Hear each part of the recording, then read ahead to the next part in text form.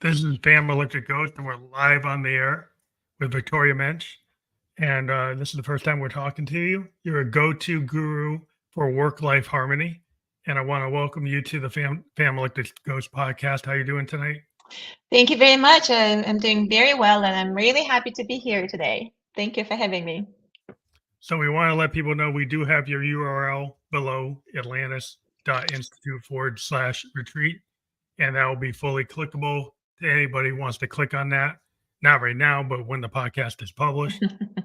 We're live on Facebook, YouTube, and Twitch right now. It will be on those platforms plus a bunch of other ones. But before we get into the heart of the interview, we always ask a couple questions of any guest that's on the show. What motivates you, and why do you do what you do? Yes, so it's actually that's my passion project, burnout to harmony, and the motivated it. My main motivation comes from my own personal experience and experience people around me. Burnout has really reached kind of epidemic proportion. I think our pandemic stay-in experience kind of helped to spread the proliferation of burnout. But the good thing about it is that people now recognize when they feel a certain way or they behave a certain way, it's like, oh, I must be in a burnout. So I personally had multiple experiences with burnout, which some of those were pretty drastic and made me do dramatic changes in my life. And I kind of went through that experience, and I helped other people to go from that burnout to kind of more harmonious and kind of happier way of approaching life. And that's what motivates me, really sharing my experience and helping other in the service for them to have a more positive outcome. Well, I think it's real important to kind of recognize when you're on the treadmill or on the hamster wheel. That a lot of us, our jobs kind of demand so much of us. Our Hmm. careers, our Hmm. careers like demand a lot. If you're a surgeon, Right. you're an Hmm. attorney, you are tend to be what your job is. But Right. then Right. you're a human being, and then you have to balance. Okay, what are the things that you need to kind of handle for your life to have some kind of balance? Because Right. I Hmm. think some employers might not care if you have balance. They just want you to do the 120%. And then if you can't, they'll find somebody else. Well, there's certainly there's some there's some circumstances that are like that, but I think what the good thing is that with that proliferation of burnout and really recognition of the state of a burnout, I think there is a recognition among the employers as well on the corporate level, is that it does not have to be kind of this state of well, now this person is not motivated or this person is unproductive, but there are ways to create the circumstances where you can be productive, you can be happy. So you kind of add that additional layer of measurement, I guess, or measurement of success that has to do with harmony. So, but you're right. I really like how you said it, that we're not our job. So one of the ways, when people come to me and we talk about burnout, one of the ways to really step out of that is to recognize that there is a job and there is me, right? And I'm a wholesome person. I'm not just my job. I'm not just my family. I'm not just my community. I'm not just myself. I'm a whole person. And being in harmony with all different parts of yourself, all different parts of your human experience, is that's where that kind of that sustainable way to approach your life, and that includes your work life. So that will actually make you more productive and remove that unnecessary layer of negativity and motivation and stress and so on and so forth. Does that Yeah, make sense? yeah, it makes a lot of sense to have the work life balance because a lot of times you have to set boundaries. Like a lot of times I've talked to a lot of therapists that are like, talking to people on a personal level therapy or couples therapy or whatever the level is. And it's kind of like you have to have boundaries. Like you have Mm-hmm. to know Mm-hmm. your own boundaries and know kind of other people's boundaries and kind of have situational awareness and Right. there's some things like in my life, I'm a consultant, and I used to Mhm. be an employee. I used to be Mhm. one of these guys that was a road warrior. I'm in software design. Mhm. I Mhm. used to be on, it was kind of like, oh, we go and be an expat, be on a road warrior, be on the plane on Sunday, come back on Thursday, do it again. Right. And you were kind of like, even though the structure of the system, oh, you go on vacation, but you still, it was a very stressful type of environment. It doesn't Mhm. give Mhm. you a lot of ways to actually have work life balance when you're on the client site for 3 months Right. Right. or you're in a Mhm. foreign country for 2 years. Um, Mhm. so the idea is like I became a consultant so I could still have like this work life balance where, you know, part of the day I'm a software guy, the other part of Mhm. the day I'm a musician and I'm a podcaster, I do art. Mhm. And I Mhm. found a way to have balance in Right. this world where Yeah. you can still have your dream kind of Mhm. gig that you do for yourself, and then your other things that you're being more responsible of a person, so I'm not just a starving artist, but I found a way to Mhm. have a job and still Right. be an artist, which is like, Right. how can you do that? Because it's supposed to be like a starving artist. Right. Yeah, it's very interesting that you're talking about this because a lot of times when people are describing when they feel that they're in burnout, one of the common themes is that they feel that they don't have control over their time, over their life, right? So it's controlled by someone else. It could be an employer, it could be in relationship or circumstances or health, but they are out of control, right? So there are so many things that are coming at you and you're always in this reactive mode to whatever comes your way that you don't really that you kind of lose that sense of wholesome and sovereignty in this sense. So that one of the ways some people deal with that is what you mentioned. You become basically a master of your own time, right? So you decide how much of your time is spent, on the consulting for software projects, how much of your time is spent on the, creative projects and other pursuits that kind of, um, what is it? Fill your soul, right, with joy and Yeah, passion. So that's one way to do that. It's possible to do that in the kind of W setting as well. So the boundaries, setting up those boundaries is equally important. And one way to do that is kind of realize what kind of value you bring to that company, and it's whether you're employed or it's your own company. What is the value that you create that nobody else can create?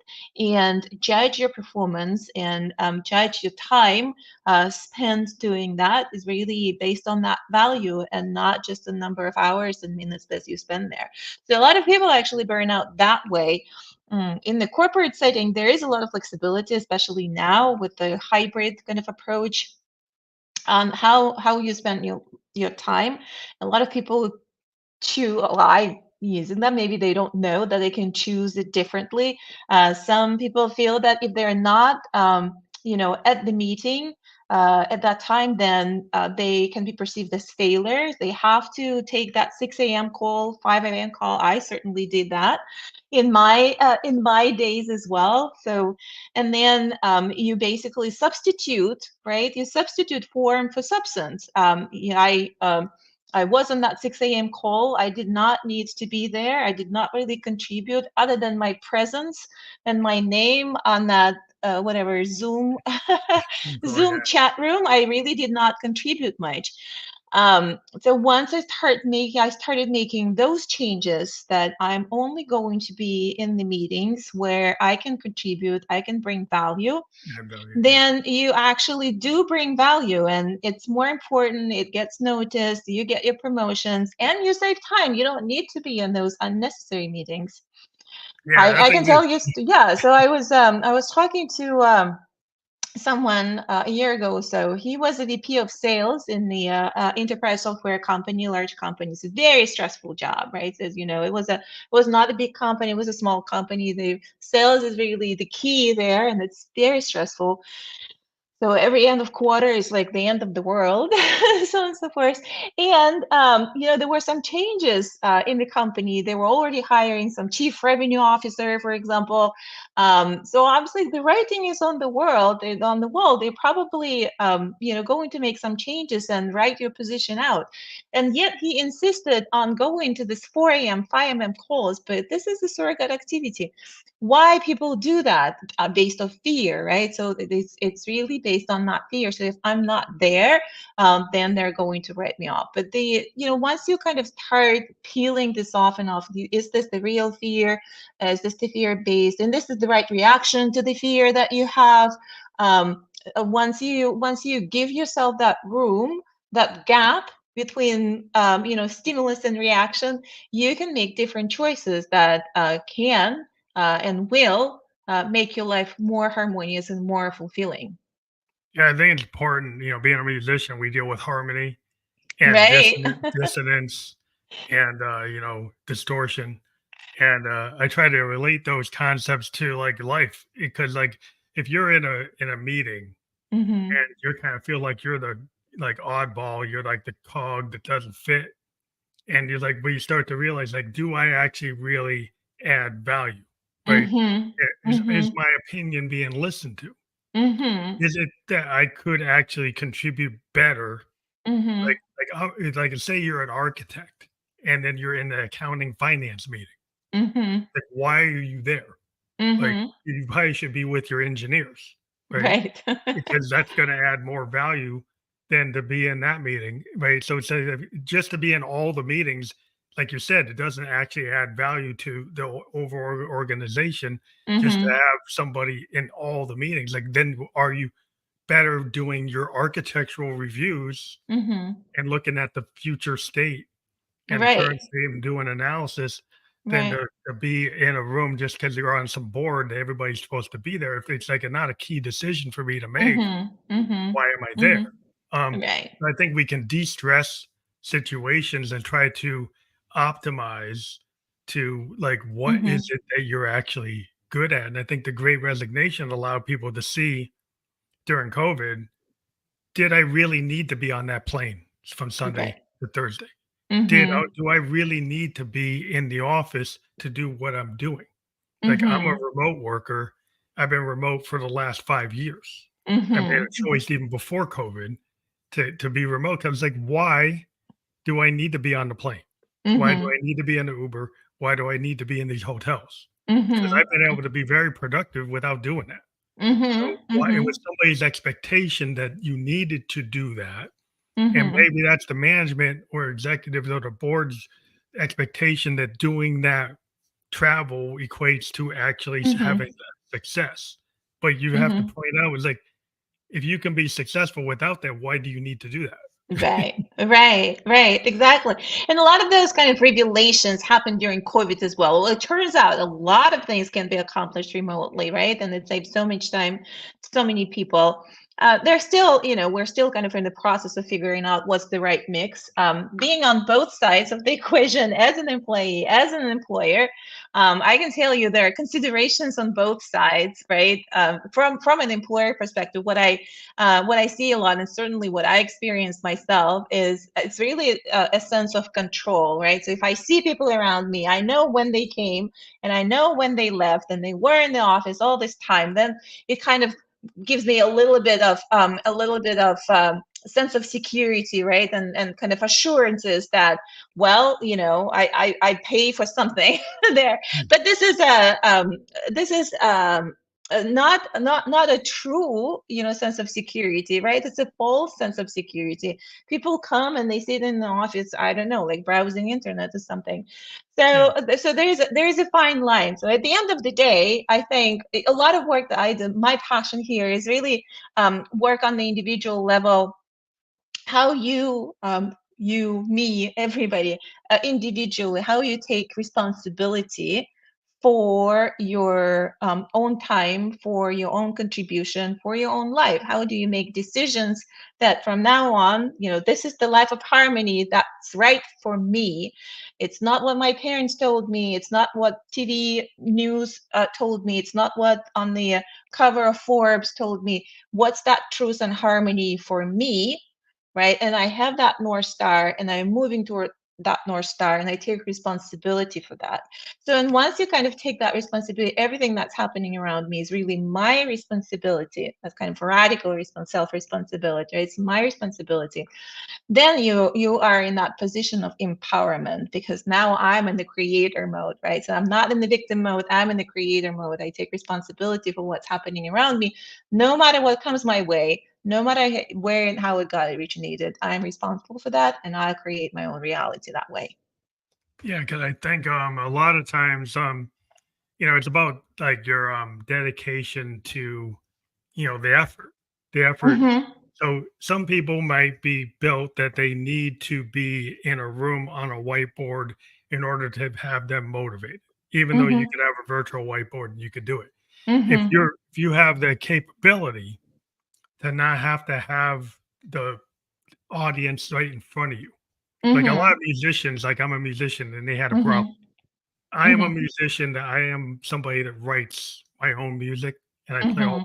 all the instruments. I do everything myself in like a one person band. Oh wow. Like if you're a guy that's in a rock band, let's say Mhm. you're the drummer, you Mhm. can't really be motivated to go do that drum track all by yourself. You actually need the band to be there with you. So Mhm. that type Mhm. of person has a very hard time, and I talked to a lot of rock stars or musicians that had a very hard time in COVID if they weren't the type that I am, right? They can pretty much go and write everything and play everything themselves. If Mhm. they were Mhm. part of a thing and they needed the other people, Right. Right. they had a very hard time not being Mhm. able to be in that collaborative environment. And so, like, Mhm. if you kind of take that and expand it to certain people, Mhm. need to have that collaborative group be embedded in it physically there to Mhm. actually get the best work out of them. Right. Right. And so if you have to kind of look in the mirror and know Mhm. what type of person are you? Yes, You exactly. can you do that or can you not do it? And then you Yeah. have to like know, get that looking glass self and then make those decisions based on, Mhm. do I want to strive to be able to do it or do I feel more comfortable being where I am? Mhm. Mhm. Mhm. Right, right. And I totally agree with you. I really like how you put it. So the authenticity really comes to play there, right? So when you put your kind of compass, right? Your measuring tapes is inside you. So this is what works for me. It might not work for other people. They are unique in their own way. And I have my own measuring tape, and I'm going to kind of measure everything against that instead of what other people, whatever influences out there, placed on me. So I think that's very powerful. It's very powerful exercise. Not a lot of people go through that exercise, but at the end of the day, um, that's the way to that sustainable, sustainable sovereignty, I would say, and sustainable harmony. Again, to repeat myself a little bit, so no matter what comes your way, no matter what external influences out there, no matter what conditions are there, like you are a rock, right? Mhm. Because you have that unshakable internal core that helps you to come back to that core and deal with anything. But you kinda gotta have a plan. Like, but sometimes not. Like, I run into people that are stream of consciousness type of artists. Yeah. So, I've Yeah. run into authors that actually do better if they don't build the world, and time if Mhm. they kinda let it happen in a kind of Mhm. dream, like Mhm. in a wake dream.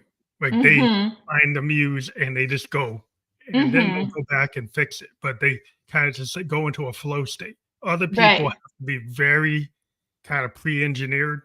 They got Mhm. a flow charted out, they got a world build, they got a character design, they gotta Mhm. have everything all lined up, where other people are more like, "Oh, I'll let the muse kinda take me Mhm. in the moment," Mhm. and every know it is an opportunity, then it's not a mistake. Like if you would Mhm. come from a mindset that I could have this idea, but if I can go with whatever kind of comes in the moment and Mhm. not be obsessed about starting and stop. Mhm. Then you Mhm. can kind of Mhm. take wherever you are and Mhm. go with that and kind of Mhm. roll with the punches.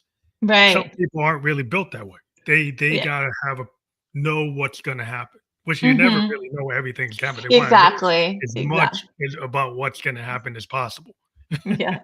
Yes, exactly. The greatest certainty is that it's not going to be certain, right? So there's uncertainty and everything. So I think in both ways there is still it comes with a vision. That vision can be very articulated and very structured, or it could be very fluid, right? But at the end of the day, there is still that vision that you have and hold for yourself.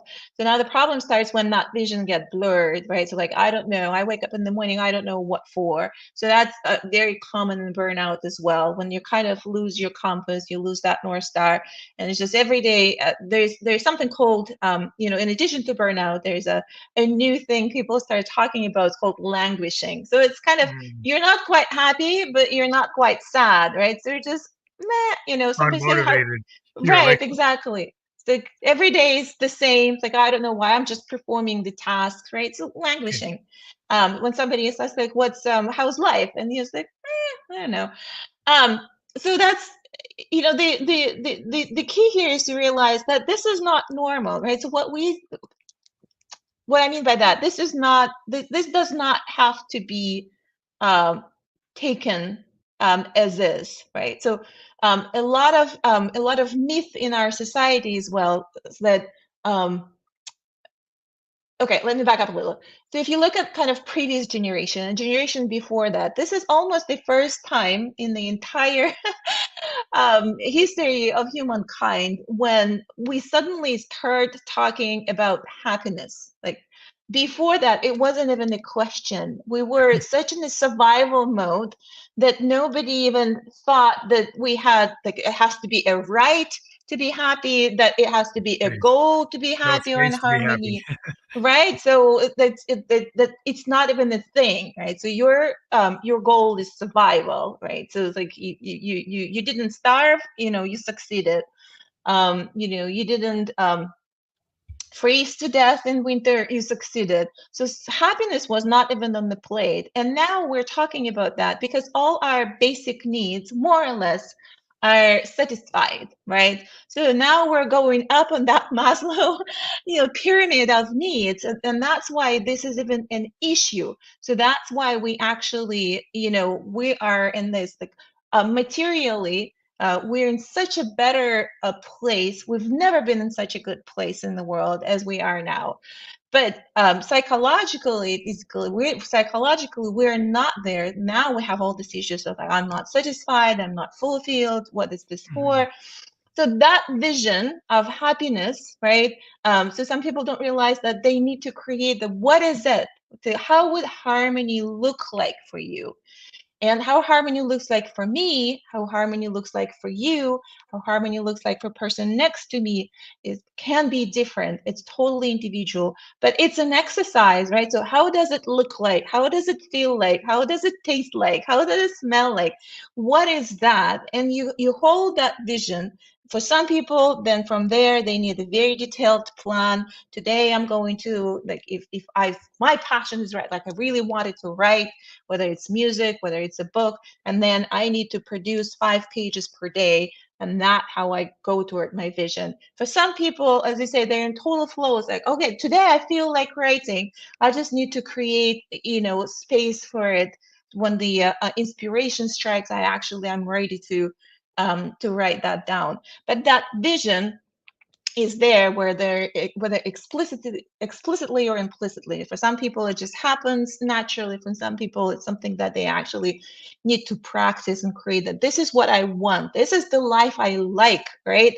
And then you make a choice to create that life and live that life.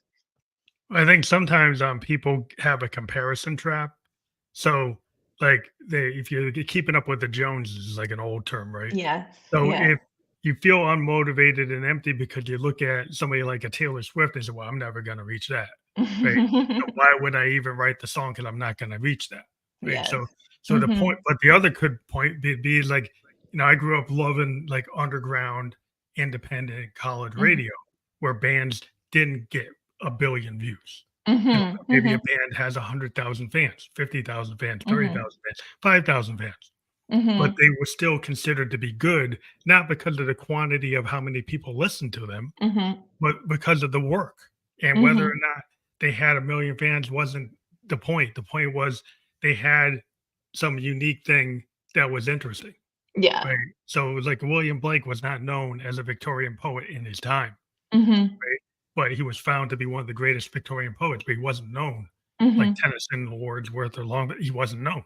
They found Mhm. his stuff later, like Mhm. because he Mhm. had the inspiration to actually put it down on metal plates. Right. So it was found because he felt it was important enough to etch it into acid on metal plates. So he had Mhm. that, but he didn't know how to market it. Mhm. So he got Yeah. found after he was gone. But the idea was he felt it was important enough, but he just didn't know how to market it. So the Mhm. question is like, are you in that comparison trap, or do you have the kind of like Blakean will to do it, but you didn't know how to market it, but you did have the Mhm. will to do it, Mhm. Mhm. or do you do not have the will Yeah. to, Yeah. Yeah. So there are a couple of things that I want to kind of go back on what you just said. Well, first of all, I find it very interesting and actually ironic that for whatever reasons, we apply a much higher measure of success um, to people in creative positions. So if you're in creative pursuits, right? So if you're not Taylor Swift, then you're a failure. Um, whether for kind of more traditional professions like marketing, for example, we don't say, well, if you're not a chief marketing officer and you're a marketing manager or you're a marketing assistant, then you're a failure. We don't say that, right? So the same way, for whatever reason, we apply that unrealistic um, kind of the standards to people in creative pursuits. I don't have an answer for that. I just find it really interesting and ironic because I myself kind of was in that situation as well. I was into music. I was in musical school, back way back when, and I really wanted to go through a music route, music career. And then my parents told me, "Oh, you'll never be a performing pianist." You're just not good enough. You'll never be a performing pianist. yeah, And like you'll end up being somewhere in the orchestra, like a backup singer, whatever, backup player. And so, oh my God, this is awful, right? So I never want to do that. And then I went to a different route. And it's not like I became, world-renowned psychologist. I still, went through my passion route, but it's not like nobody said, well, don't go and study psychology because you'll never be like Freud, right? yeah, So nobody's bothered by that. That I yeah. could be like a school, not to diminish, like could be a school psychologist or a counselor or something. Nobody bothered by that. But if you're Yes, not Taylor Swift or it's like not the a value. concert pianist, Yeah, then you kind of did not. So for creatives, for creative pursuits, is actually very interesting because what I'm convinced right now, it's my passion. That's how I approach my life as well.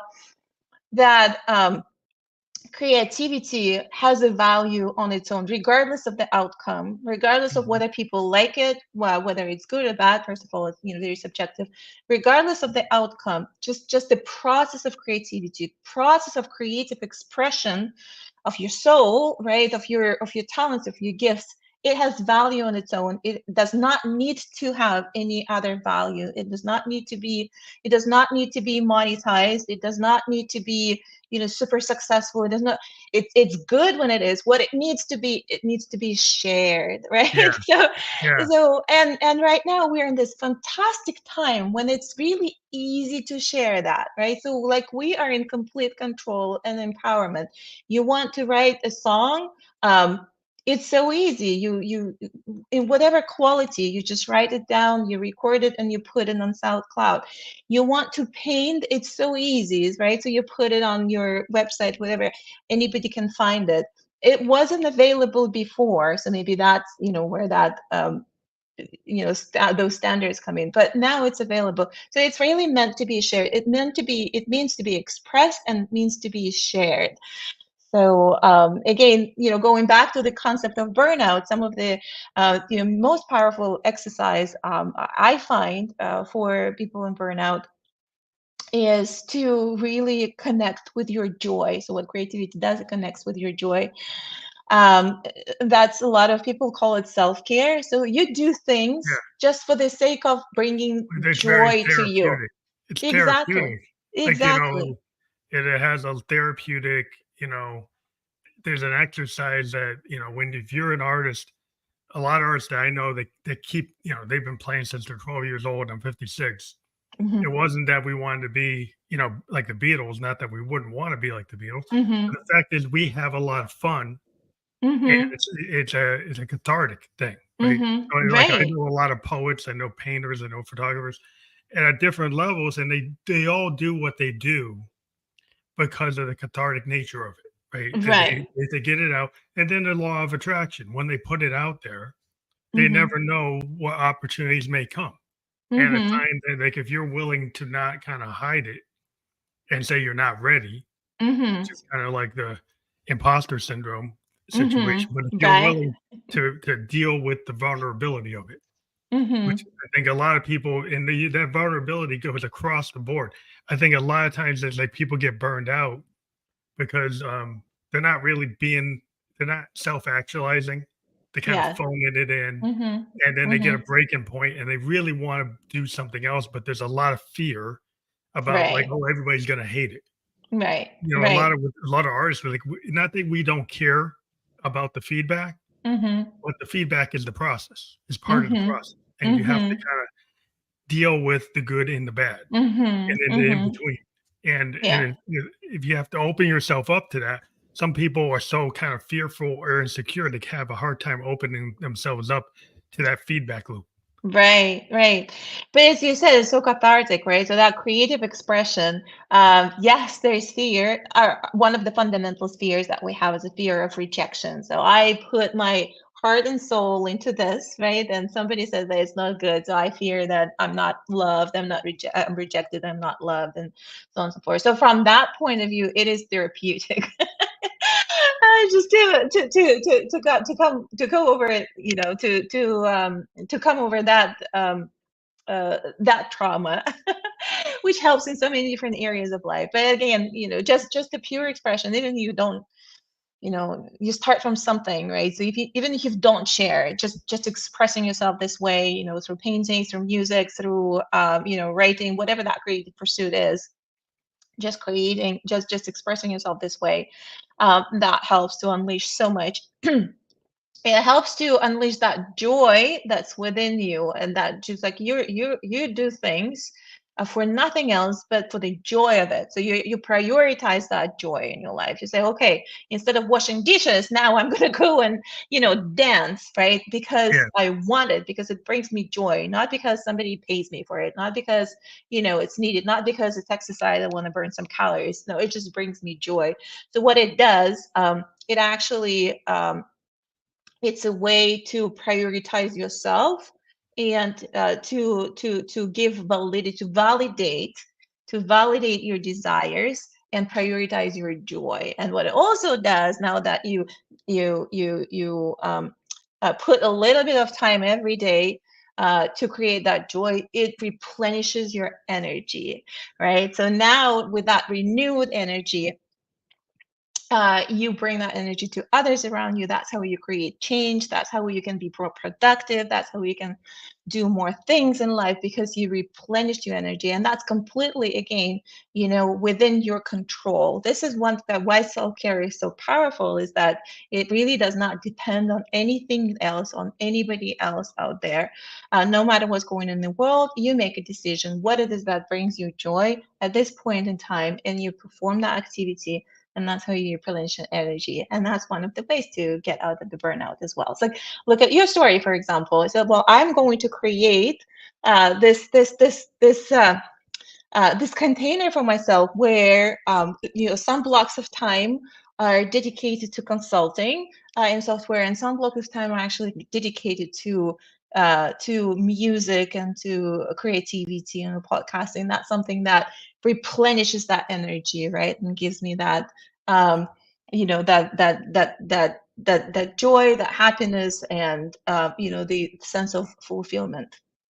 I think you got to give you things yourself like goals and things that are worth like having the day. Because I've met a lot of people that are kind of in the grind of their 9 to 5 or their work, Hmm. and they're not thinking about like their well being. They kind of Hmm. like maybe kind of just getting by, even though in this Right. world we have a lot of great things that we have, but some Hmm. people are they maybe take for granted, Hmm. that there's this kind of base level of living. But Hmm. if you Yes. don't give yourself like lofty goals or things that can bring excitement or happiness or just Yeah. curiosity, and Hmm. then you've got, and you get melancholy, you get Yeah. depression. We have Hmm. like a lot of people. There's like an epidemic of depression Hmm. because people have not been able to figure out where to get into their passions, or their passions were Yeah. kind of Hmm. stomped out of them as Yeah. a kid to say, "Oh, you can't think about that. You got to think about this." And Hmm. so then if they can't find anything to be happy about, anything to have any kind of fun, and then their Yeah. well-being is like wrapped up in this kind of downward Right. effect, right? So Right. how do you balance like your nutrition, your spiritual self, Hmm. your bodily health? Um, it's all kind of, I'm a Buddhist. There's a lot of balance. Like you got to have Yeah. good nutrition, you got to have a good Hmm. mental state, good like spiritual state.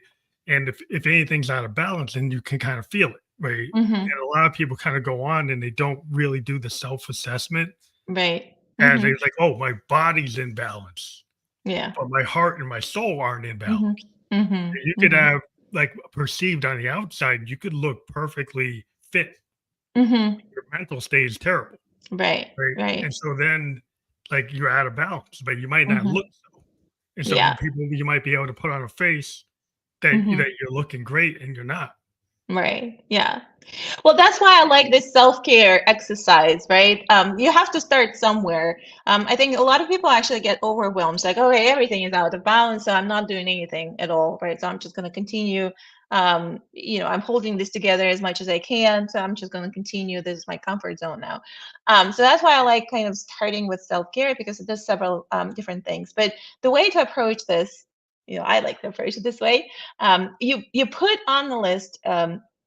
20 things that you like to do, just for the sake of doing it, right? So, not because it's useful, not because it saves you time, not because it, fulfills some other people request or, it returns on, investment or something.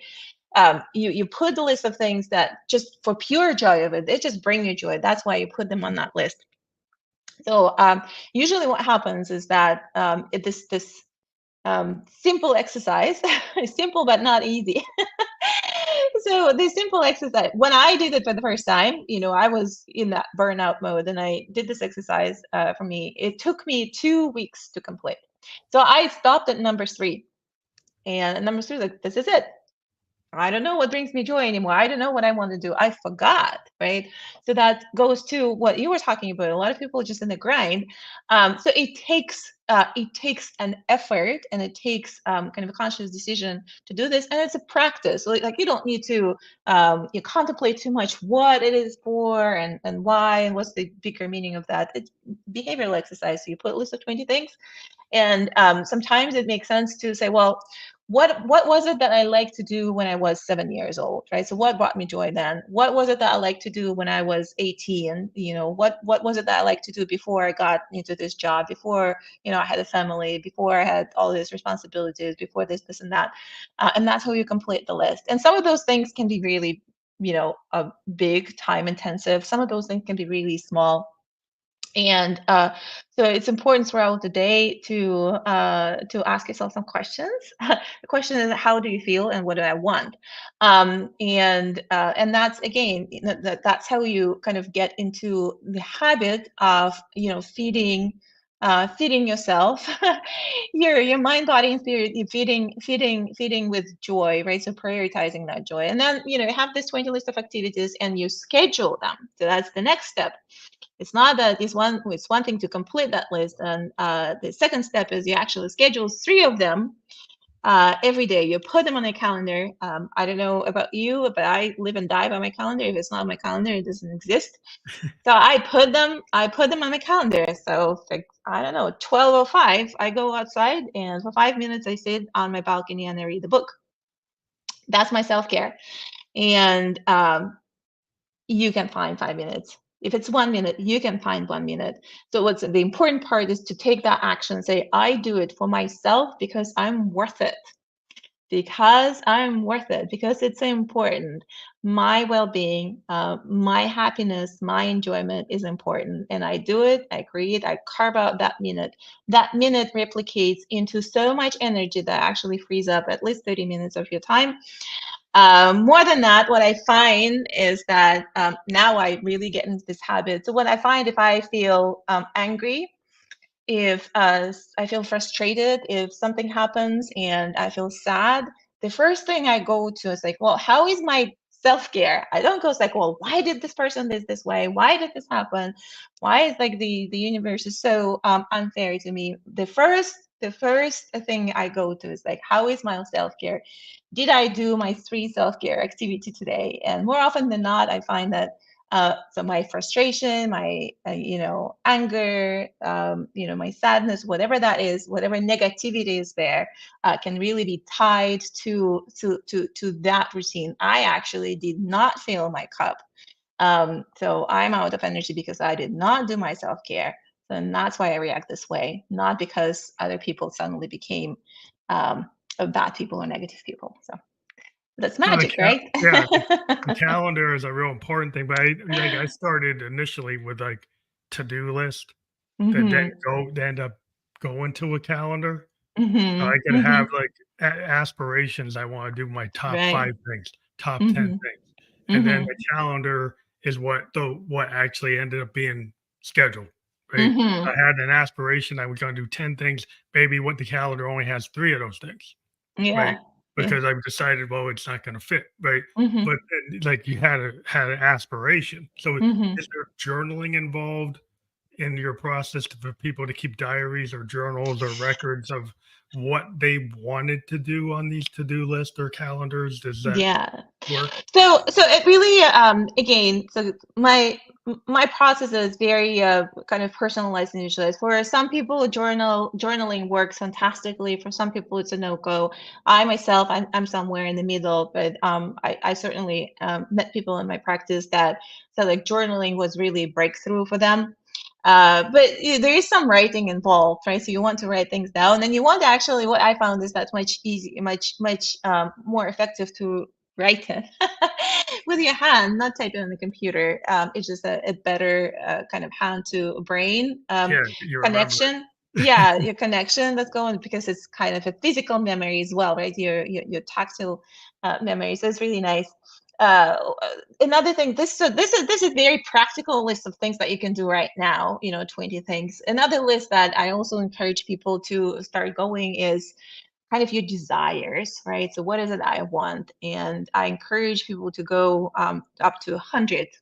Try to do no fewer than 100. And this could be, I don't know, I want to have, it could be as unrealistic as possible. If it's important to write it down, just to give it, just to give it kind of validation that yes, I want it. It doesn't mean that I'm going to have an action plan to get there, but I want it and I want to put it in the team. I want to give this kind of I want to acknowledge this, that I have this desire. It could be like I want to have a mansion by the sea in France, right? It could be I only want to fly, private planes for now.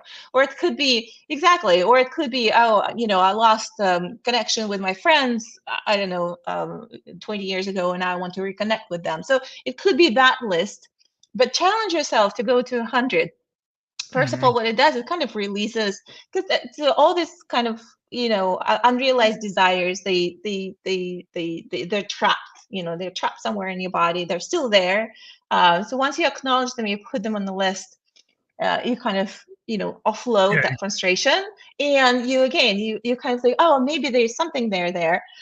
So I did the list like that. What was it, 2 years ago? And some of those like completely out there.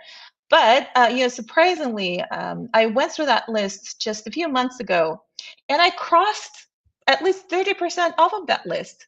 without even doing anything again intentional to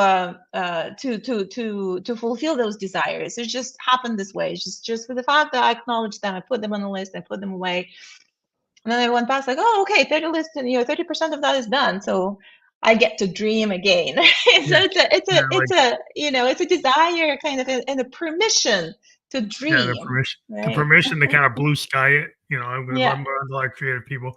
They kind of yeah, think of this blue sky idea, right? right, The blue sky right, idea is like like the most like fanciful idea, right? The yeah, one that's kind of out there, and then you go back and you look like, did I hit any of these blue sky ideas? Did I right, actually exactly. did I actually attain it? I mean, you'd be surprised that if you kind of have an expansive Hmm. mindset, like the growth Yeah, mindset versus yeah. like the limiting belief that like Hmm. if you go into it saying, "Well, there's no way I'm gonna be able to finish my album this year," well, you're probably not gonna finish the album. Right, You're not if you exactly. say the same thing about your novel or your painting, then you're probably not Yeah, gonna finish it. But yeah, if you blue sky it and say like, "Hey, I would like to do 5 paintings. I'd like to yeah. do 5 tracks." Hmm. Right? And I mean, maybe even like you shouldn't say you want to do 50. Like you Hmm. kind of start to realize like what is Yeah, possible and what's not possible, right? yeah. And you could go toward the upper limit, like, oh, I know I probably only gonna do 5 hours, I would do 10. Hmm. Hmm. But then you don't kill yourself if you don't do number 6, 7, 8, 9, and 10. Yeah, Right? I yeah. think you have to give yourself the win. Hmm. And the problem I thought people like they focus on the fact that I said 10 and I only did 4. Hmm. So then they were like, oh, I failed. Yeah, And, like yeah. if that's probably not the mindset to have, right? Hmm. Or it could be like very generic, like, oh, I want to be a singer-songwriter, right? So if I've never done anything like that, or yeah, I want to play piano in front of, I don't know, 10 people, what have you, or just I want to play piano, or I want to think of myself as a musician, or I want other people to perceive me as a musician. So it could be very, very high level, right? It could be just, oh, just pie in the sky. I want to be singer and songwriter. So that actually what happened to me. I was like, I want to be singer and songwriter, and I left it out there on that list. And then when opportunity kind of just step in, now I do have a song, right? It's like, oh, I didn't know that. I didn't know that could have happened, but it did. And I'm happy that I went through that process. It's not like I dedicated all my time and now I'm building a career. But for me, it was more of a creative expression, and it kind of manifested itself in the song, which I'm very happy about. So things like that, right? Yeah. And some of those, like, I want to visit Peru one day or something like that. And it Yeah, you doesn't mean give that, yourself that blue sky right, idea. Like, right, I wanna right, travel, I wanna go to Japan. right. And I want to then go to the moon. Why not? Like, yeah, if yeah, it came to your mind, just give but it you never permission know, to. and if in 10 years, that might not be so unbelievable. Exactly. Just give it permission to exist. Just acknowledge, like, oh, this is something that crossed my mind. And when you do a list of 100, let me tell you, I mean, it's not that easy to complete either, because like you run out of steam on by 25th. Are there, like, some key lessons learned in the process of overcoming burnout that I know Hmm. you've created your program, you have a retreat, you have this like these ideas about strategies on how to Right. prevent it. Hmm. Through all the work you've done, could you kind of distill it Yeah. to maybe 3 key lessons learned? Right. Because Right. I've So been I usually right. So I usually talk about two levels of a burnout. One is the stress management techniques, right? And those, like your breathing techniques, your movement, your meditation, so something to calm down your nervous system and switch from a fight or flight mode to a rest and digest mode. So all our purposeful actions, all our aware, actions with awareness and goal settings and all of that is really happening in the rest and digest mode, right? So you want to switch that and kind of, calm down your nervous system. And the second level is making those changes on the mindfulness and the mindset level of how you build the processes for those sustainable changes toward the new life of harmony, and toward the balance, and toward fulfillment. And those we touched a little bit about. So that's the self-care practice, your gratitude practice, your embodiment practices, alignment between body, mind, and spirit. Like, we completely neglect our connection between mind and body. We're all mind, very little body. So the alignment with that, the wisdom in the body, and so those practices. So and it is a practice. So that's what I want to emphasize. This is not something that you do once. This is a practice. Like you train those muscles. It is a practice. Hmm. It is a kind of a blueprint, and that practice individual for different people because we have different desires and different gifts and all that. So the retreats that we do, and the link that you have at the bottom of the screen here, it's actually to accelerate that process. So the retreat is in Bali. There is one coming up in October, then there's another one in April. So it basically accelerate that. You come to Bali for 5 days, 6 nights, and we go through these practices through that model to reset, rejuvenate, and reignite your passion for life. We go through these practices, embodiment practices, mindfulness practices through workshops. We immerse into the magic of Bali, and at the end of the day, you leave with your personal practice and blueprint with a renewed sense of purpose that can bring you to the next level in your life. So that's the idea behind it. Well, that's a really, yeah, Bali in itself is rejuvenating. So you kind of pick the Yes. right setting, and then you have a methodology and a practice. But like it is kind of like, we're human beings, so like the setting of where we are, like the environment that we're in, is important. And so I like the fact Hmm. that you kind of integrated a place like Bali into your practice, because I think it is like human beings, like we can say, oh, like I can just do a thought exercise, but if Hmm. you're actually in an environment with a thought exercise and then a Right. practice, Right. then it's like if I have like it's like triple threat, all Yeah. those things coming together. But Yeah. I want to thank you again for being on the show. I do have another interview coming up, but I want to remind people to click that link, as you indicated, Atlantis.institute/retreat. Will link you to signing up for that Bali experience, right? Yes, yes.